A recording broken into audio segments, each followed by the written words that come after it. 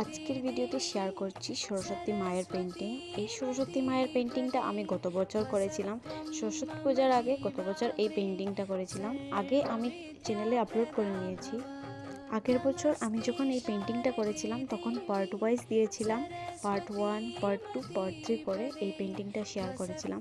এই ভিডিওতে পুরো ক্লিপটাই শেয়ার করে নিয়েছি, একটু ফাস্ট ফরওয়ার্ড করে নিয়েছি।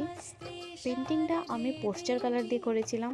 এর ডিটেলসের মধ্যে যে গোল্ডেন পার্টটা ছিল, এই গোল্ডেন পার্টটা আমি শুধু অ্যাক্রিলিক কালার ইউজ করেছিলাম, আর গোল্ডেন ডিটেলস ছাড়া পুরোটাই আমি পোস্টার কালার দিয়ে করেছিলাম।